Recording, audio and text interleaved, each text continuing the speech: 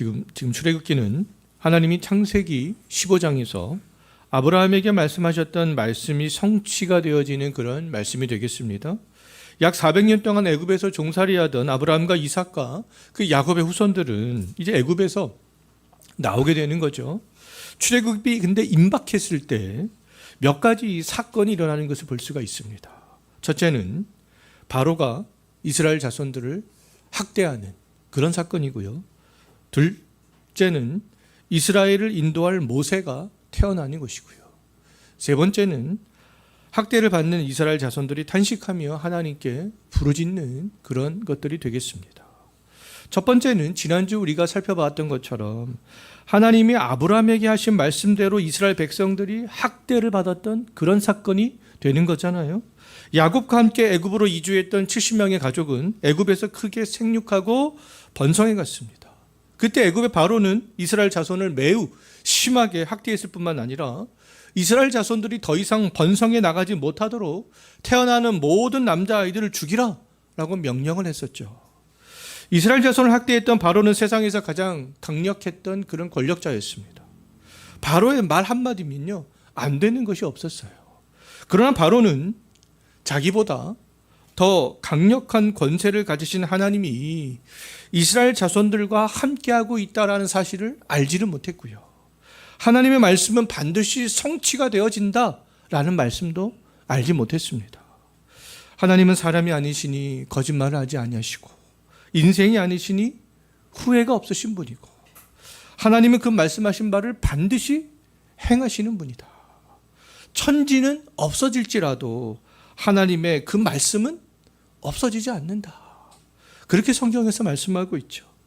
세상 역사 속에서 하나님은 그렇다면 바로의 통치 권력이 아무리 강하다 할지라도 하나님께서 한번 말씀하신 그 말씀은 반드시 이루시는 분이 되겠습니다.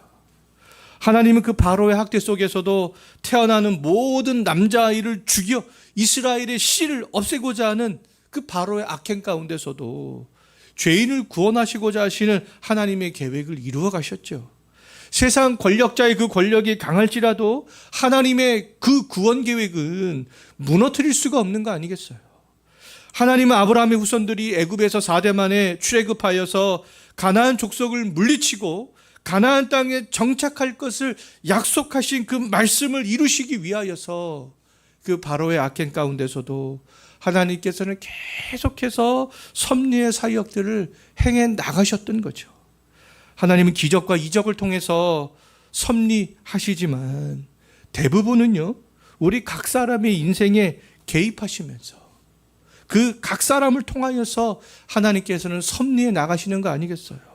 출애굽기 1장과 2장을 보게 되면 하나님께서는 자기 백성을 구원하기 위하여서 5명의 여자들의 인생 속에서 섭리하시는 것을 볼 수 있습니다. 하나님은 5명의 여자들에게 담대함들을 주셨어요. 이 5명의 여자들은 모두 이 최고의 권력자였던 바로 앞에서 굴하지 아니하고 담대하게 행동했습니다. 바로의 명령을 거슬러 그렇게 행동했던 것을 볼 수 있어요. 그 모든 것들이 하나님께서 그 여자들에게 행하셨던 섭리하셨던 그런 증거죠. 왜요?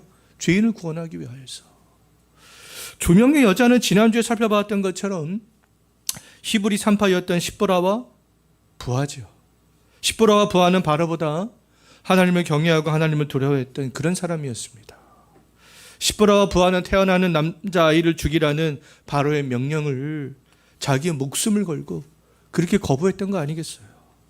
십보라와 부하의 담대한 믿음과 그 용기 때문에 이스라엘 자손들을 인도할 구원자요, 그들을 인도할 인도자요, 또 그들을 중보할 중보자인 모세가 죽지 않고 살 수 있었던 거 아니겠어요? 출애굽기 2장에서는 3명의 여자가 더 등장합니다. 2명은 누구냐 하면 모세의 어머니 요게벳과 모세의 누이 미리암이고요. 다른 한 명은 바로의 딸이 되겠습니다. 모세의 어머니 요게벳과 모세의 누이 미리암과 바로의 딸의 공통점은요, 바로의 명령을 따르지 않았던 거예요. 그 공통점이 있습니다. 시보라와 부하가 남자아이를 살리자 바로는 태어나는 모든 시부리 남자아이를 나일강에 던지라고 했죠. 모세의 어머니 요게벳은요, 모세를 나일강에 던지지 않습니다. 석 달 동안이나 숨겨서 키우는 것을 볼 수 있어요. 요게벳이 그렇다면 모세를 석 달 동안이나 키운 결정적 이유가 무엇이었는가? 2장 2절 한번 보십시오. 뭐라고 말씀하고 있어요? 2장 2절 말씀을 보게 되면 모세가 잘생겼다, 그렇게 말씀하고 있죠. 출애굽기는 누가 기록했습니까? 모세가 기록했죠. 그렇다면 모세는 어떤 이유로 자기를 가리켜 자기가 그 출애굽기에 기록하면서 모세가 잘생겼다 이렇게 기록을 했겠습니까? 자기의 인물을 자화자찬하기 위해서 잘생겼다라고 기록하지는 않았겠죠. 예. 모세가 자신을 가리켜서 잘생겼다라고 기록을 한 것은요, 하나님이 보실 때 좋았다라는 겁니다. 예. 창세기 1장에서 하나님이 세상을 창조하실 때마다 어떤 말씀하셨습니까? 좋았더라, 좋았더라. 그 말씀을 계속 반복적으로 하셨죠. 창세기 1장에서 세상을 창조하실 때마다 하나님께서 좋았더라고 말씀하신 것과 요게벳이 낳은 모세가 잘생겼다라고 말한 것은 동일한 단어가 되겠습니다. 히브리 성경을 보게 되면요, 좋았더라와 잘생겼다를 동일한 단어를 사용하고 있는 것을 볼 수 있어요. 하나님은 레위 사람 아므람과 아므람의 아내 요게벳이 낳은 모세를 보시고, 모세가 딱 태어났을 때 하나님께서 그 모세를 보시고 하나님이 창조하신 세상을 보시면서 좋으셨던 것처럼 좋으셨던 거예요. 모세가 딱 태어나니까 잘생겼다라고 표현하고 있지만 하나님이 보시기에 좋았더라. 예? 그와 같은 의미가 되겠습니다. 사도행전을 보게 되면 사도행전 7장 20절 말씀을 보게 되면 조금 더 직접적으로 그렇게 누가가 표현하고 있습니다. 모세가 태어났을 때 하나님이 보시기에 아름다웠다, 그렇게 딱 표현하고 있어요. 자, 모세가 태어났을 때 하나님이 보시기에 좋았던 것이죠. 그것들을 잘생겼다, 하나님이 보시기에 아름다웠다. 사도행전 두 가지를 다 합쳐서 그렇게 말씀하고 있잖아요. 모세는 하나님이 약 400년 전에 아브라함에게 하신 말씀이 이루어지게 할 인물이었기 때문에 하나님은 모세가 태어난 것을 보시고 좋아하셨던 것이고요, 모세가 태어난 것을 아름답게 보셨던 것이죠. 모세가 태어난 것을 좋아하셨던 하나님은 모세가 태어났을 때에는 시프라와 부하를 통하여서 모세를 보호하셨고, 모세가 태어난 이후 석 달 동안에는 어머니 요게벳을 통하여서 보호하셨죠. 모세가 태어난 지 석 달이 지나자 요게벳은 더 이상 모세를 숨겨서 그렇게 키울 수 없게 돼요. 요게벳은 모세를 나일강에 근데 던지지 않고 어떻게 하냐면 갈대 상자를 하나 만듭니다. 그래서 그 갈대 상자를 하나 만들어서 모세를 거기에다 담아서 나일강에 띄우지 않고 나일강 갈대 사이에 갖다가 놓는 그런 선택을 하게 되죠. 모세가 누워있던 갈대 상자는요, 여기서도 의미가 있는데 노아가 만들었던 방주와 같은 단어를 사용하고 있습니다. 히브리 성경을 보게 되면요, 하나님은 죄로 가득했던 온 세상을 쓸어버리지 않으시고 노아가 만든 방주에 탄 사람을 살려두심으로 인류를 보존하셨던 것처럼 모세의 어머니 요게벳이 만든 갈대 상자에 놓인 그 모세를 통해서 하나님께서는 그 자기 백성을 보존하기로 하셨던 것이죠. 하나님은 자기 백성을 구원하기 위해서 노아에게 방주를 만들게 했던 것처럼 요게벳에게는 갈대 상자를 만들게 했던 것이죠. 모세가 누워있는 갈대 상자를 그런데 누가 발견을 하는가? 5절 한번 보십시오. 누가 발견합니까? 나일강가에 목욕을 하러 나왔던 바로의 딸이 발견을 하게 되잖아요. 바로의 딸은 시녀들이 가져온 갈대 상자 안에 히브리 사내 아이가 울고 있는 것을 보게 됩니다. 바로의 딸은 히브리 사람의 아기가 울고 있는 것을 보고 어떤 마음이 드냐 하면 인간적으로 굉장히 불쌍한 마음이 듭니다. 그 불쌍한 마음 때문에 바로의 딸은 이 바로의 명령에 불순종하죠. 우리 아버지가 히브리인들은 다 나일강에 던지라고 했는데 딱 보니까 히브리인이거든요. 근데 그 마음에 불쌍한 마음이 들어요. 그래서 나일강에 던지지 않습니다. 아버지의 말에 불순종하죠. 그래서 이제 어떻게 합니까? 왕궁으로 데려가서 이 바로의 딸이 이 모세를 키우기로 그런 선택과 그런 결정을 하게 되는 것을 볼 수 있습니다. 하나님은 이 십보라와 부하를 통해서 가태어난 아기 모세를 보호하셨고 어머니 요게벳을 통해서 석 달 동안 보호하셨죠. 근데 이제는 바로의 딸을 통해서 무려 40년이나 이 모세를 보호하시는 것을 볼 수 있습니다. 바로의 딸은 갈대 상자에서 울고 있던 아기의 이름을 뭐라고 져요? 모세라고 짓죠. 모세라고. 모세라는 이름은 이중적 의미를 가지고 있습니다. 모세는 애굽식 이름도 되고요, 시브리식 이름도 되는 것을 볼 수 있어요. 애굽의 왕들 중에는 모세라는 이름을 가진 왕들이 있습니다. 투투모세, 아흐모세 이런 것처럼요, 뒤에 전미사로 모세가 붙어있는 애굽의 왕들이 있어요. 또 다른 한편으로는 이 모세라는 이름은 시브리식이죠. 그래서 물에서 건져냈다라는 뜻도 갖고 있습니다.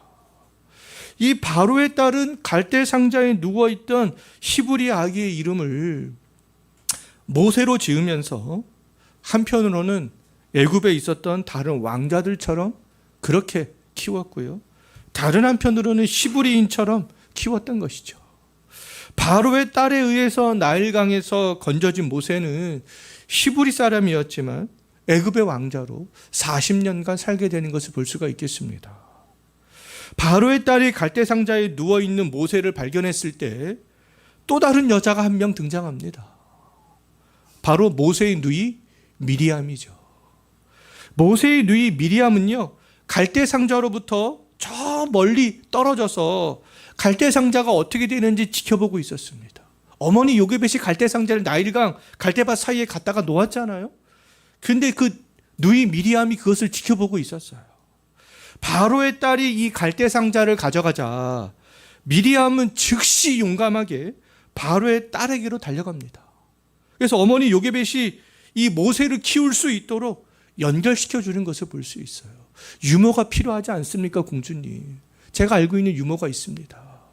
그 미리암이 연결시켜 주죠.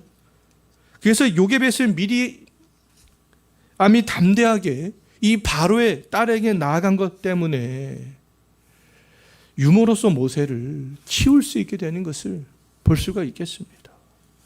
이와 같이 하나님은 잘생겼던 모세, 하나님이 보시기에 좋았던 모세를 통해 이스라엘 자손을 구원하기 위해서 몇 명의 여자와 함께 하십니까? 5명의 여자와 함께 하세요. 십보라와 부하, 요게벳과 미리암, 그리고 바로의 딸과 함께 하시죠.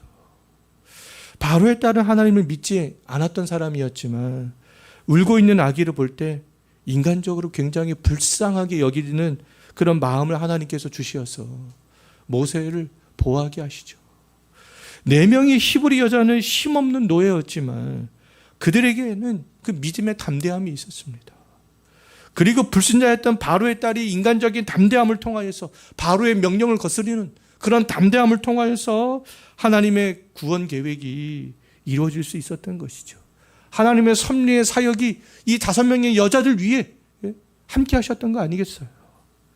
우리들도 이 4명의 히브리 여자들처럼 이 세상에서는 아무런 힘이 없는 존재일 수 있어요. 그럼에도 우리들이 하나님을 경외하고 믿음의 담대함으로 우리가 살아간다면, 그리고 권력자들 앞에서 섰을 때라도 그 용기를 내야 할 때 용기를 내어서 행동한다면 우리를 통하여서도 하나님의 뜻이 이루어지게 되는 거 아니겠습니까? 우리들을 통해서도 이 시대에 하나님의 구원의 역사가 이루어지게 되는 것들을 우리도 소망했으면 좋겠습니다. 담대함의 용기를 내야 될 때 움츠려들거나 타협하지 말고 우리 용기를 내는 그런 그리스도인들로 살아갈 수 있었으면 좋겠어요. 5명의 여자들의 용기와 담대함으로 살 수 있었던 이 모세는요, 이제 어느덧 40세가 됩니다. 모세는 40세가 될 때까지 애굽의 왕자로 살아갔죠. 조금 전에도 살펴봤듯이 모세라는 이름은 애굽식이기도 했지만 히브리식 이름이기도 했습니다. 이름만을 놓고 볼 때 애굽의 왕자로서 모세라고 불러도 전혀 손색이 없었어요. 하지만 모세의 이름은 히브리식이기도 했죠. 모세는 물에서 건져냄을 받았습니다. 40이 될 때까지 모세는 애굽과 히브리의 정체성 이 두 가지를 다 가지고 살았습니다. 모세는 40이 될 때까지 애굽의 왕자로서, 애굽의 또 왕자로서 왕실의 교육을 철저하게 그렇게 잘 받았던 것을 볼 수 있어요. 사도행전 7장 22절 말씀을 보면 잘 알 수 있는데요. 모세는 애굽 사람의 모든 지혜를 배워서 말과 하는 일들이 뛰어났다. 그렇게 말씀하고 있습니다. 모세는 철저하게 애굽의 왕실 교육을 40년간 받으면서 그렇게 성장했던 거죠.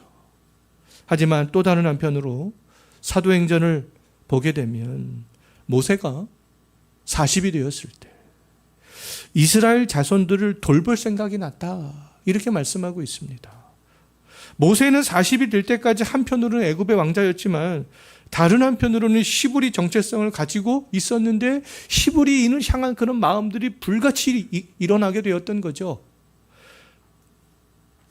자, 모세가 이제 40이 딱 되었을 때 애굽의 왕자로서의 정체성을 완전히 버리고 히브리인으로서의 정체성을 가지고 살아가게 되는 사건이 발생하게 됩니다. 히브리인들이 그 고된 노동을 할 때 모세는 애굽 사람이 히브리인이 치는 것을 목격을 하게 되죠. 그래서 모세는 히브리인으로서 히브리 형제가 애굽인들에게 고난당하는 것을 참을 수가 없었습니다. 그래서 애굽 사람을 쳤는데 그 사람이 죽게 되죠. 그래서 모세가 그 사람을 모래 속에 감추게 됩니다. 모세는 이 사건을 계기로 해서 애굽을 떠나서 미디안 땅으로 도망하게 되는 것을 볼 수 있어요.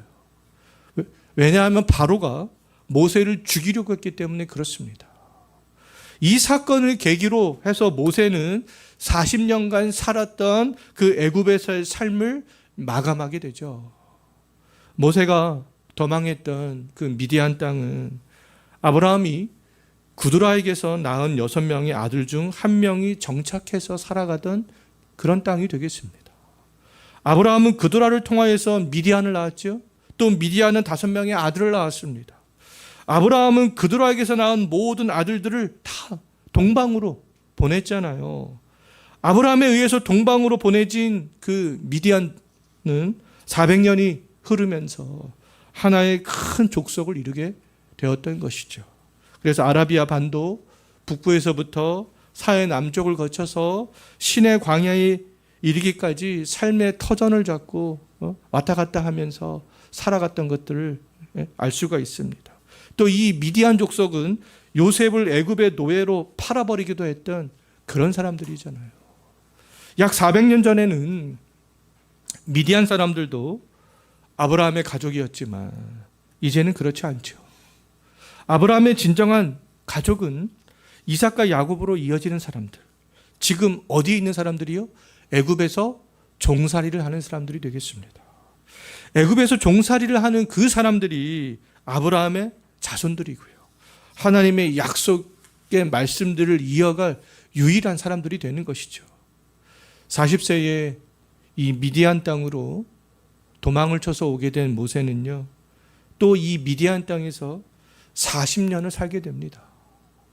비록 모세가 애굽 사람을 죽인 살인자였지만 모세가 태어난 것을 좋아하셨던 그 하나님께서는 모세와 함께 하시죠. 모세가 미디안 땅의 우물 곁에 있을 때 하나님은 모세의 반려자를 만나게 하십니다. 미디안 제사장 이드로의 7딸 중에서 한 명이었던 십보라와 결혼을 하게 되는 것을 볼 수 있어요. 시보라를 포함한 이 미디안 제사장 이드로의 딸들이 우물 곁에 왔을 때 먼저 우물을 선점하고 있는 목자들이 있었어요.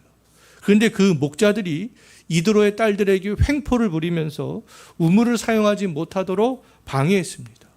이때 모세가 이드로의 딸들을 위해서 나서게 되죠. 그들이 우물을 사용할 수 있도록 도움을 주는 것을 볼 수 있겠습니다. 자, 모세가 애굽에서 시브리인을 괴롭게 했던 애굽 사람을 죽이고 미디안 땅에 와서도 이드로의 딸들을 우물을 사용하지 못하도록 한 목자들을 제압한 것들을 볼 때에 모세는 힘이 셌고 무술에도 능했구나 라는 것들을 우리가 추측해 볼 수 있는 거 아니겠습니까? 모세가 애굽에서 시브리 동족을 돕고 미디안 땅에서 이드로의 딸들을 돈 것을 또 볼 때 모세는 시브리인의 정체성을 가진 사람이었고 약자를 잘 돌볼 수 있는 그런 사람이었다라는 것도 알 수가 있겠습니다. 애굽에서 40년을 살았던 모세는 이 우물 사건을 계기로 십보라와 결혼을 해서 아들 게르솜과 둘째 아들 엘리에셀을 낳고 미디안 땅에서 40년간 살아가게 됩니다.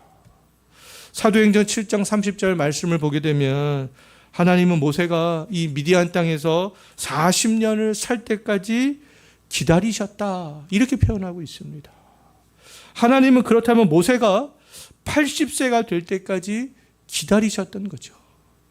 하나님은 모세가 애굽에서 40년, 미디안 땅에서 40년 살 때까지 기다리셨는데 우리들은 왜 하나님께서 모세가 80세가 될 때까지 기다리셨는지 그 이유를 정확하게 알지 못합니다.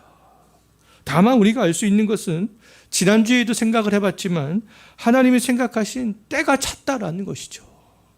하나님이 약 400년 전에 아브라함에게 말씀하셨던 그 시간이 이제 모세가 80세가 되었을 때 다가오게 되었던 거예요.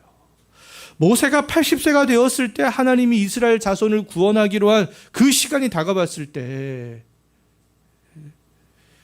애굽에서 이제 또 사건이 벌어집니다. 첫 번째로 애굽에서 어떤 일들이 벌어졌는지 23절 한번 보십시오. 어떤 일들이 벌어지고 있었어요? 모세를 알고 있던 애굽의 왕이 죽게 되죠. 40년 전에 모세를 죽이려고 했던 그 왕이 되겠습니다. 근데 그 왕이 이제 죽고 없어요. 자, 어떤 분들은 40년 전에 모세가 애굽 사람을 죽인 일에 대해서 어떻게 하나님이 아무런 책임을 묻지 않으시는가 이렇게 생각할 수도 또 있겠습니다. 그런데 우리는 이 애굽 사람과 이 가나안 족속들을요 하나님의 진면의 관점에서 생각을 해야 될 필요가 있어요. 하나님을 대적했던 애굽 사람과 가나안 족속은 어떤 사람들이었습니까? 진멸해야 될 그런 대상들이었어요. 하나님의 심판을 받아야 될 그런 사람들인 것이죠. 앞으로 살펴보겠지만 애굽 사람들의 장자는 하나님의 심판을 받아서 다 죽었잖아요. 애굽의 군대는 홍해 바다 앞에서 다 싹 다 진멸당했습니다. 가나안 족속들도 여호수아와 함께 가나안 전쟁을 했던 이스라엘 백성들에게 다 진멸당했죠. 시브리 사람을 괴롭혔던 애굽 사람을 모세가 죽인 것은 앞으로 모세를 통해서 애굽 사람이 심판당할 것을 어떻게 보면 미리 보여주는 사건이라고 말할 수 있겠습니다. 그러나 우리가 또 잊지 말아야 될 것은 뭐냐면 오늘날은 우리가 신약의 시대를 살아가고 있잖아요. 이 신약의 시대에는 하나님의 백성들이 직면해야 될 대상이 있습니다. 오늘 여전히 있어요. 하나님의 근데 백성들이 직면해야 될 대상은 더 이상 어떤 민족이나 사람이 아니다라는 것입니다. 어떤 특정한 사람들이 하나님의 적이 아니죠. 구약에서는 혈과 육의 싸움이었습니다. 민족과 민족의 그런 싸움이었어요. 진멸해야 되는 것이죠. 하지만 신약에서는 혈과 육의 싸움이 아니죠. 신약에서는 어둠의 세력들, 악한 영들의 과의 싸움이 되겠습니다. 우리가 진멸해야 될 대상은요, 하나님을 떠나게 하고 죄짓도록 유혹하는 악한 영들이죠. 그들과 싸워 이기는 거예요.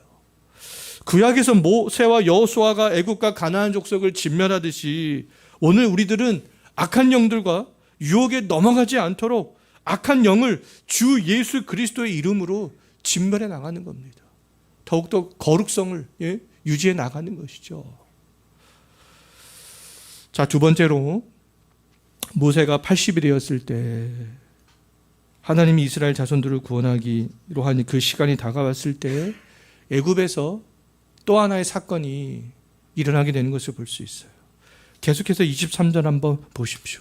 애굽에서 약 400년 만에 어떤 일들이 벌어지고 있습니까? 애굽에서 지금 고통을 당하고 있던 이스라엘 자손들이 그 고된 노동으로 인하여서 탄식하고 있죠. 또 하나님께 나아가 하나님을 향해서 부르짖기 시작했습니다.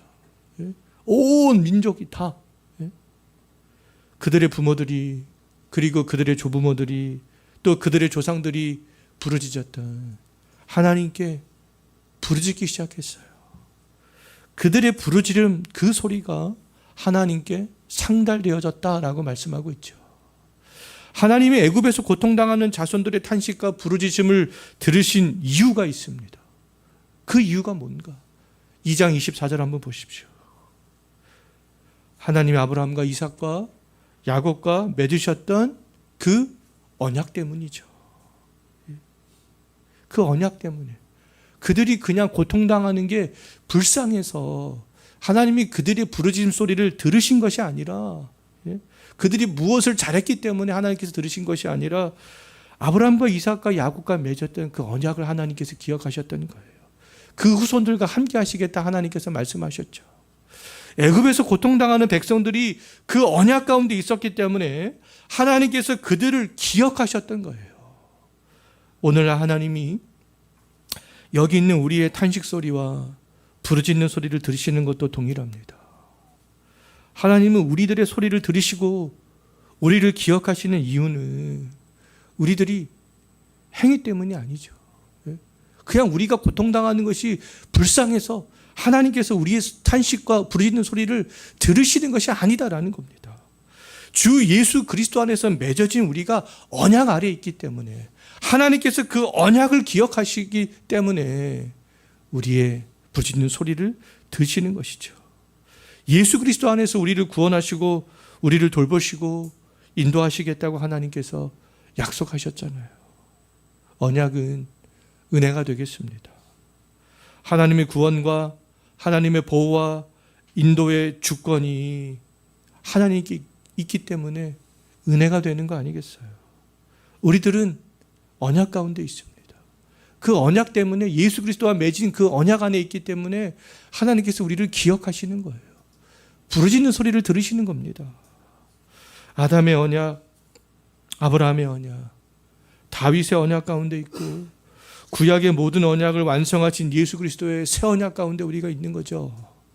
주 예수 그리스도의 언약 가운데 있기 때문에 하나님은 우리들의 탄식하고 부르짖는 소리를 기억하시고 들으시는 거예요. 하나님은 우리들이 오늘도 탄식하며 하나님 너무 힘들어요. 하나님 너무나 고통스럽습니다. 탄식하고 하나님을 부르짖을 때 하나님께서 우리를 절대로 외면하지 않으십니다. 왜요? 우리는 주 예수 그리스도의 언약 가운데 있기 때문에 하나님께서 그 언약을 기억하시기 때문에 그렇습니다. 자, 이제 오늘 말씀을 정리하고 마치겠는데요. 하나님의 때가 찼을 때 하나님은 이스라엘 자손을 구원하기 위해서 5명의 여자의 인생 가운데 섭리하시면서 모세를 보호하셨죠. 하나님의 때가 찼을 때 미디안 땅에 머물고 있었던 모세가 80이 되었을 때 하나님은 이스라엘 자손들이 탄식하며 부르짖는 소리를 들으셨고 그들을 언약 때문에 기억하셨습니다. 이제 곧 하나님께 탄식하면서 부르짖었던 이스라엘 자손들은요, 하나님이 모세를 통해서 구원하시는 은혜를 보고 경험하게 될 거예요. 하나님이 때가 되었을 때 하나님은 사람들이 알 수 있게, 모든 사람들이 볼 수 있게 일하신다라는 것이죠.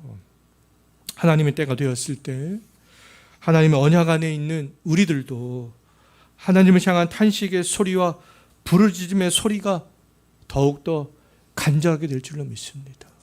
그 소리를 듣고 하나님의 때가 되었다면 하나님께서 작정하신 그 모든 일들이 또 우리가 볼 수 있게 경험할 수 있게 될 줄로 믿습니다. 우리 기도하겠습니다.